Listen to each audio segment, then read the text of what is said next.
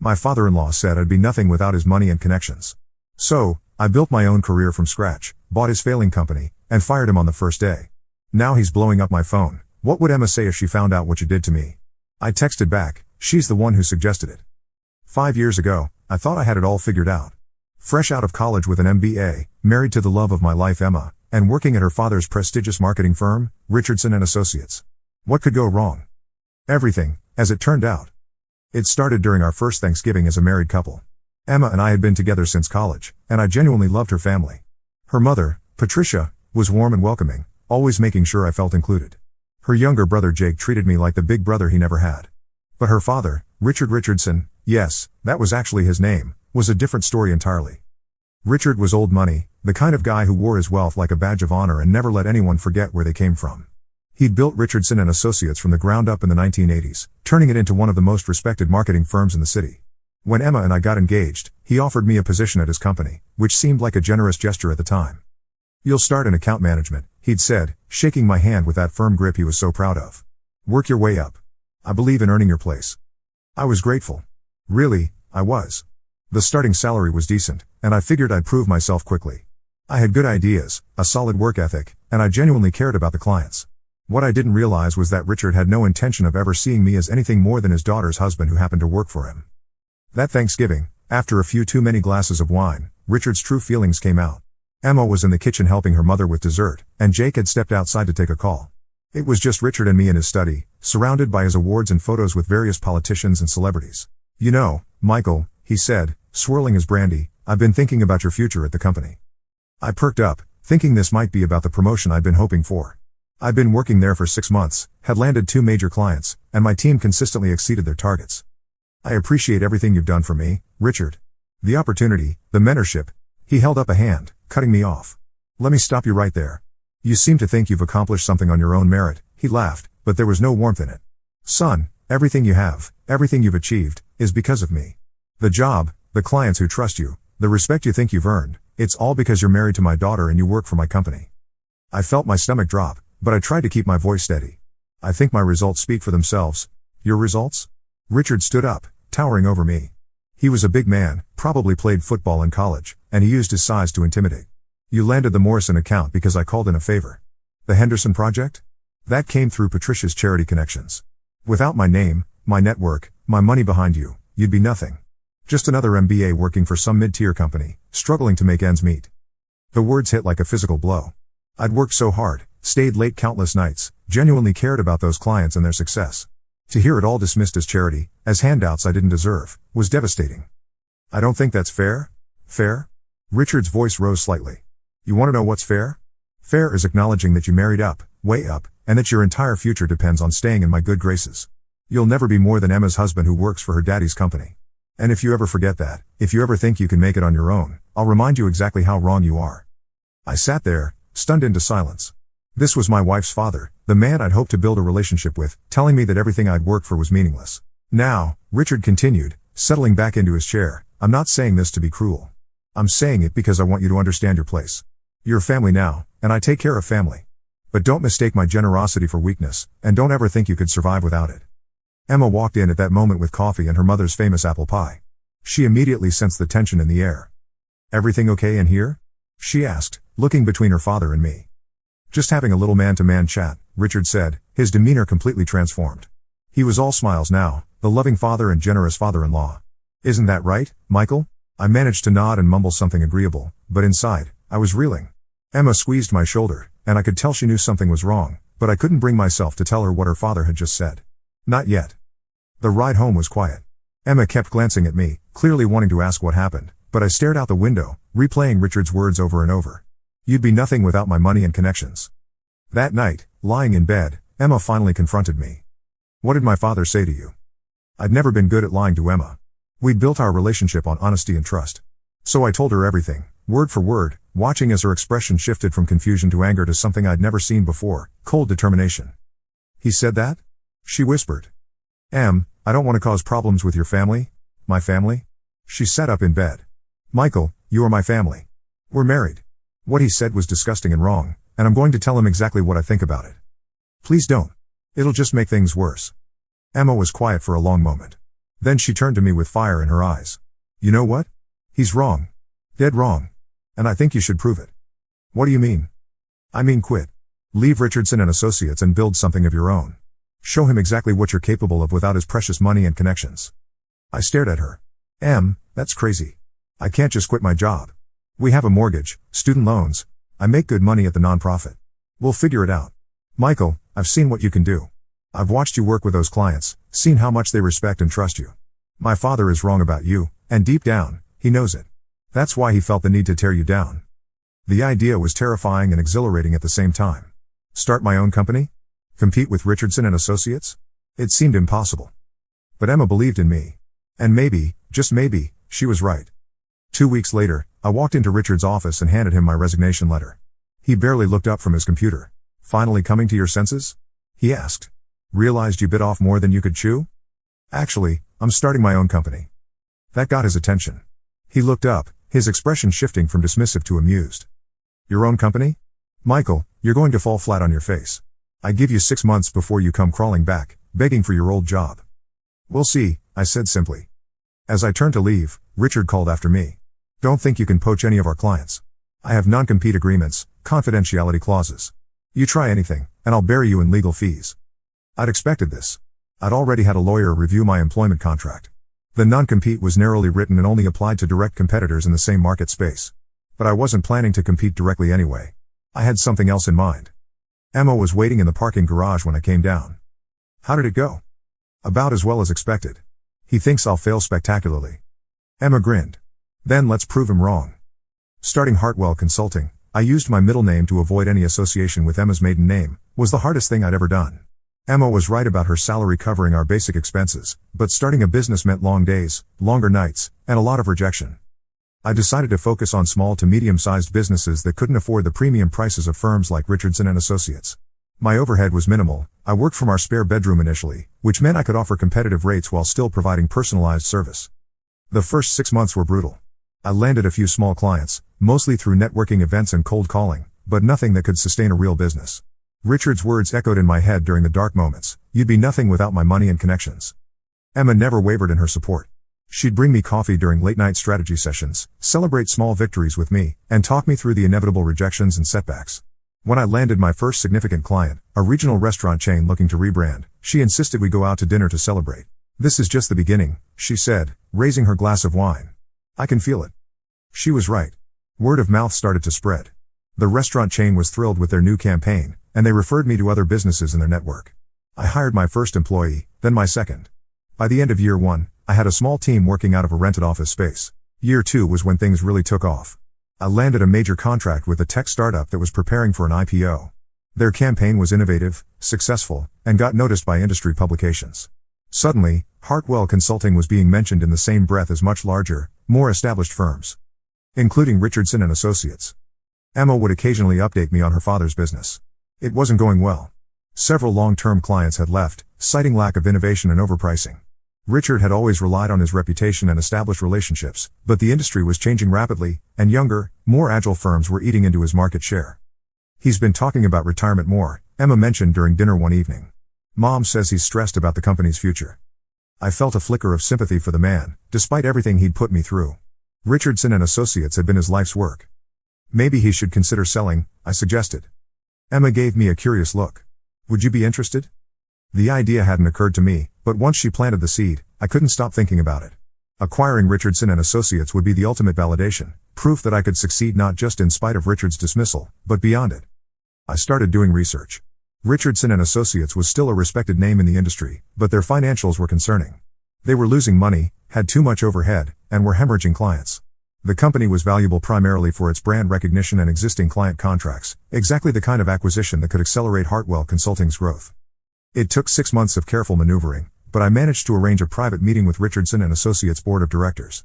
Richard wasn't present. The board had apparently been meeting without him more frequently, concerned about the company's direction. I presented my offer. Hartwell Consulting would acquire Richardson and Associates, maintain the brand name and existing client relationships, but streamline operations and bring in fresh leadership. The board was intrigued, especially when I showed them Hartwell's growth trajectory and client retention rates. The hardest part was keeping it secret from Emma. I wanted to surprise her, but I also needed to make sure the deal would actually go through before I said anything. The negotiations were complex, involving debt assumption, employee retention agreements, and a gradual transition plan. Finally, 3 weeks before Christmas, the papers were signed. I owned Richardson and Associates. Emma was wrapping presents in our living room when I got home that evening. I must have looked shell-shocked because she immediately stopped what she was doing. "What happened? You look like you've seen a ghost." I sat down next to her on the couch and pulled out the acquisition agreement. "I bought your father's company." Emma stared at the papers, then at me, then back at the papers. "You what?" I explained the entire process, the research, the negotiations, the board meetings. Emma listened in stunned silence. "Does he know yet?" she finally asked. "The board is telling him tomorrow morning. I'll be taking over operations on January 2nd. Emma was quiet for a long moment. Then, slowly, a smile spread across her face. "Michael, this is incredible. You didn't just prove him wrong, you proved him spectacularly wrong. I want to handle this right, Em. I know he's your father. I don't want to humiliate him or... Are you kidding me?" Emma's eyes flashed. "After what he said to you? After how he treated you?" "Michael, he brought this on himself. His arrogance, his refusal to adapt, his belief that he was untouchable, it all caught up with him. So you're okay with this?" Emma leaned over and kissed me firmly. "I'm more than okay with it. I'm proud of you. And honestly, I think my father getting taken down a peg or two might be exactly what he needs." The next morning, I was in my office at Hartwell Consulting when my phone rang. It was Richard, and he was furious.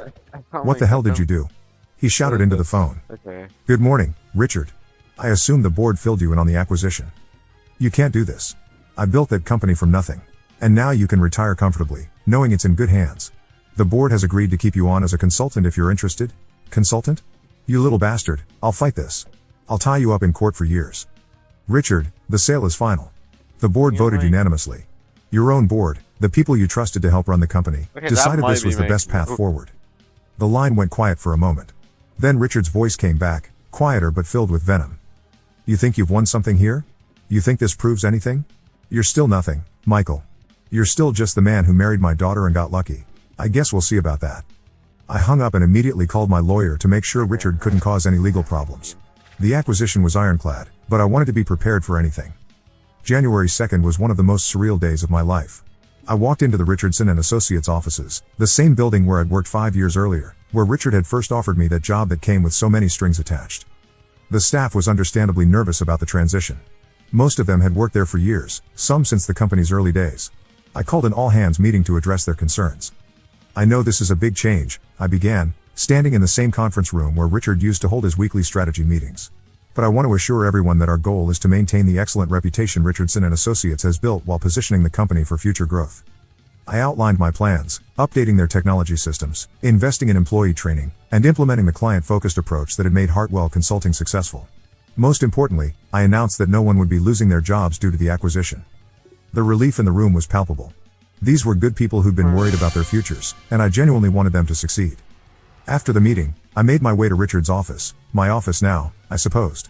It was exactly as I remembered it: impressive mahogany desk, leather chairs, walls lined with awards and photos. Richard was there, packing his personal items into boxes. He looked older than I remembered, more tired. The stress of the company's decline had clearly taken its toll. "Richard," I said quietly. He looked up, his face hard. "Come to gloat?" "Actually, I came to talk. There's no reason this has to be acrimonious. You built something important here, something worth preserving. I'd like your input on the transition." For a moment, I thought he might actually take the olive branch I was extending. Then his expression hardened again. "I don't need your pity, Michael. And I sure as hell don't need to help you run my company. It's not your company anymore, Richard. But it could still benefit from your experience." He slammed the box he was packing down on the desk. "You want to know what I think? I think you orchestrated this whole thing from the beginning. I think you planned to destroy my company from the moment you walked out of here." I stared at him, genuinely surprised by the accusation. "Richard, I had no idea Richardson and Associates was struggling when I started my business. I focused on completely different market segments specifically to avoid competing with you." "Bullcrap. You knew exactly what you were doing." There was no reasoning with him. The man who had once held all the power, who had dismissed me as worthless without his connections, couldn't accept that his own decisions had led to this moment. "I think you should finish packing," I said calmly. "Security will escort you out when you're ready." Richard's face went red. "Security? You're having me escorted out of my own building?" "It's standard procedure for ownership transitions. I'm sure you understand." As Richard continued packing, muttering under his breath about lawsuits and revenge, I felt something I hadn't expected: disappointment. I'd hoped that maybe, faced with the reality of the situation, he might show some humility, some recognition of how his treatment of me had contributed to this outcome. Instead, he was the same arrogant, dismissive man he'd always been. 20 minutes later, I watched from my office window as Richard walked across the parking lot, carrying his box of personal items, flanked by 2 security guards. It should have felt triumphant, but mostly it just felt sad.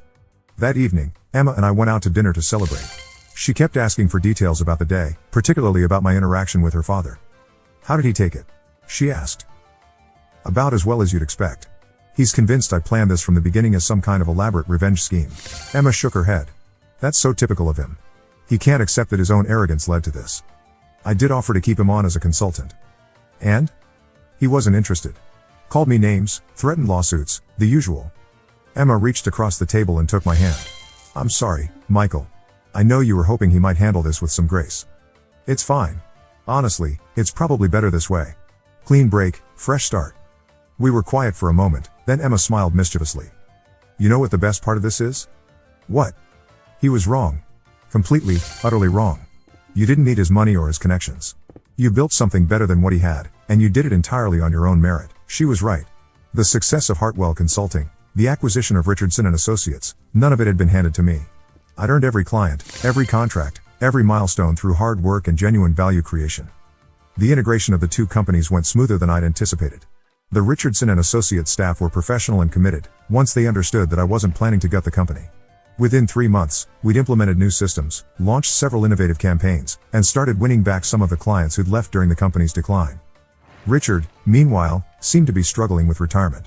According to Emma, he'd been calling her regularly, complaining about everything from his boredom to his resentment about the sale. He'd also been telling anyone who would listen that I'd somehow cheated or manipulated my way into acquiring his company. "He's driving Mom crazy," Emma confided one evening. She told him he needs to find a hobby or volunteer somewhere, but he just sits around the house, bitter about everything. I felt bad for Patricia. She'd always been kind to me, and I knew this situation was hard on her. "Maybe he'll come around eventually," I suggested, though I didn't really believe it. "I doubt it. You know how stubborn he is." That was an understatement. Richard had always been the kind of man who never admitted he was wrong, never backed down from a position once he'd taken it. It was probably part of what had made him successful in business for so long, but it was also what had blinded him to the changes happening in the industry. 6 months after the acquisition, things were going so well that I decided to host a company-wide celebration. We'd not only retained all of Richardson & Associates' existing clients but had also landed several major new accounts. The combined company was more profitable than either Hartwell Consulting or Richardson & Associates had ever been separately. The party was held at an upscale hotel downtown, and I'd invited employees, clients, and industry colleagues. It was a chance to officially introduce the merged company and celebrate our success. Emma looked stunning in a navy blue dress that I'd bought her for the occasion. As we mingled with guests, I caught her beaming with pride every time someone congratulated me on the acquisition or praised the company's recent campaigns. "You know," she said during a quiet moment between conversations, "I think this is exactly what you were meant to do. Not just the business success, but the way you've handled everything, the acquisition, the integration, even dealing with my father. You've been classy and professional through all of it." Before I could respond, my phone buzzed with a text message. It was from Richard. "What would Emma say if she found out what you did to me?" I showed Emma the message, and she rolled her eyes. "He's been sending me messages like this for weeks. Trying to make me feel guilty about what you did to him, as if you somehow victimized him instead of just outperforming him. What do you usually say back?" Emma grinned and pulled out her own phone. "Watch this." She typed back, "She's the one who suggested it." My mouth dropped open. "Em, you didn't actually." "Oh, I absolutely did. And it's the truth. I was the one who told you to quit Richardson & Associates and start your own company. I was the one who suggested you should consider acquiring his business when it came up. I've been your biggest supporter through this entire process, and he needs to know that." Within seconds, Richard was calling. Emma declined the call and turned off her phone. "Let him stew on that for a while," she said with satisfaction. The rest of the evening was perfect. Colleagues praised the company's new direction, clients expressed their confidence in our leadership, and several competitors congratulated me on a successful acquisition.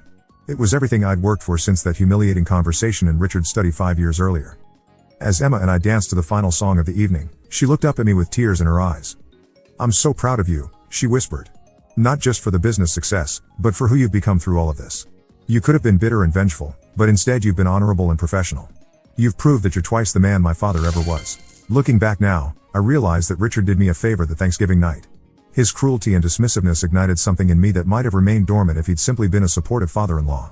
He forced me to prove my worth, not just to him but to myself. The irony is that everything he said was designed to make me feel small and dependent, but it had the opposite effect. It made me determined to succeed independently, to build something that was undeniably mine. Today, the merged company is thriving. We've expanded into new markets, hired talented people from across the industry, and built a reputation for innovation and results. Former Richardson and Associates employees tell me it's the most exciting place they've ever worked. Richard still hasn't accepted reality. According to Emma, he continues to believe that I somehow cheated or got lucky. He refuses to acknowledge that maybe, just maybe, I was capable of succeeding without his money and connections. But that's his loss. I've proved everything I needed to prove, to myself and to everyone else. I built a successful business from scratch, acquired my former employer, and treated everyone involved with more respect and professionalism than I was ever shown. Emma was right that night 5 years ago when she told me to quit and prove her father wrong. She believed in me when I didn't believe in myself, and she supported me through every challenge and setback. As for Richard's question about what Emma would say if she found out what I did to him, she already knows exactly what I did. I worked harder than I'd ever worked before, built something meaningful, and earned everything I achieved. And she couldn't be prouder.